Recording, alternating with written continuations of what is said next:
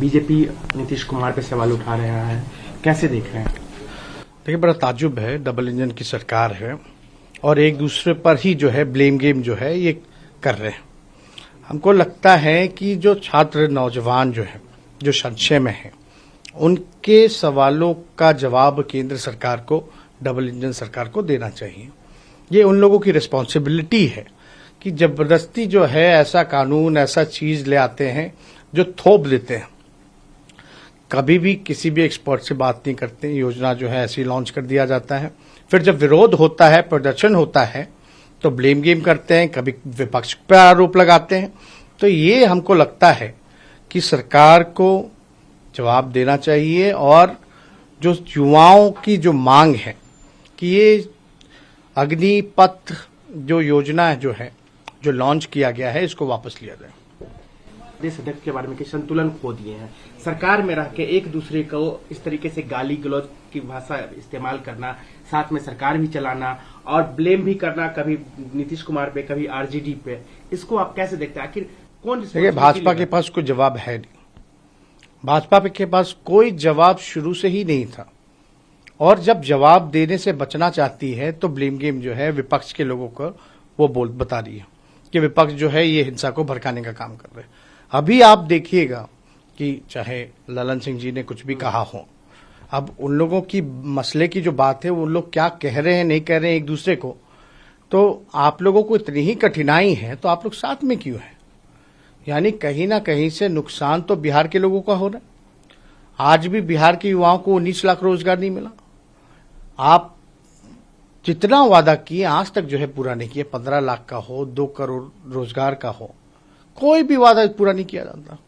नीतीश जी की कुछ जिम्मेवारी बनती है कि नहीं? वो बिहार के मुख्यमंत्री हैं, सरकार में है, बीजेपी भी है, लेकिन बीइंग अ चीफ मिनिस्टर उनकी जिम्मेवारी बनती है कि 4 दिन में पूरा बिहार जल गए, लोग मारे गए, यात्री एक मर गया, तो अभी तक उनके तरफ से एक नहीं। देखिए, लॉ एंड ऑर्डर तो सरकार का काम है देखना, और केवल नीतीश कुमार जी ही की रिस्पॉन्सिबिलिटी नहीं, बल्कि 2 डिप्टी चीफ मिनिस्टर है, उनकी भी रिस्पॉन्सिबिलिटी बनती है।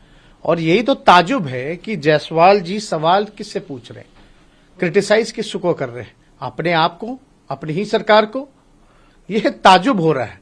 लेकिन किसी भी तरीके से अगर कोई हिंसक घटना होती है, और ये केवल बिहार में नहीं, अनेक राज्यों में हुआ है, लेकिन अगर बिहार में हुआ है तो बिहार को लॉ एंड ऑर्डर को मेंटेन करना जिम्मेवारी वहां के गृह मंत्री को होती है, पुलिस प्रशासन को होती है।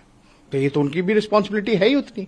बिहार बीजेपी के नेताओं को अब लगता है नीतीश कुमार पे भरोसा नहीं रह गया, इसलिए उन 10 ऐसे नेताओं को वाइस सिक्योरिटी दी गई है, वो भी अचानक, किसी को पता नहीं था, अचानक पता चला कि इन लोगों को 10 लोगों को वाइस श्रेणी की सुरक्षा। अब देखिए, इस पे हमको कोई टिप्पा टिप्पणी नहीं करना है, किसको सुरक्षा दी गई है, नहीं दी गई है, इस पे बेकार की चर्चा नहीं। चर्चा हम लोगों को करना है कि ये कानून जो है वापस लिया जाए। अंतिम सवाल, तेजस्वी यादव अब क्या करेंगे? अगर बिहार के युवा अगर नहीं मानते हैं तो आप क्या अपील करेंगे? कैसे उनको शांत करेंगे, या फिर उनके लिए कैसे? नहीं, हम लोग पॉलिटिकली अपनी लड़ाई लड़ेंगे। कई लड़ाई हम लोग पॉलिटिकली लड़ चुके हैं और इसको लेकर के हम लोग अपनी पॉलिटिकली लड़ाई लड़ेंगे। शांतिपूर्वक ढंग से लोगों के जो सवाल हैं वो सरकार से पूछेंगे, और क्या तरीका होगा आगे, वो आगे की बात है। आपको ऐसा लगता है कि 2024 के जनरल इलेक्शंस के लिए रोजगार एक बड़ा मुद्दा होने वाला है? नहीं, रोजगार बहुत ही बड़ा मुद्दा है। बेरोजगारी का केंद्र बन चुका है बिहार, तो है ही। अब पूरे देश में बेरोजगारी फैल रही है, निजीकरण किया जा रहा है। आप बताइए, रेलवे और सेना सबसे ज्यादा जो है देश में नौकरियां देती हैं, उसको खत्म कर रहे हो, समाप्त कर रहे हो, रेलवे को प्राइवेटाइज कर रहे हो। और ये जो है ठेकेदारी प्रथा से आप जो है 4 साल बाद क्या करेंगे नौजवान? यही तो मेन सवाल और संशय है कि 22 साल की उम्र के बाद जो है, जो 4 साल के बाद नहीं रहेंगे तो वो करेंगे क्या? तो ये बड़ा सवाल है।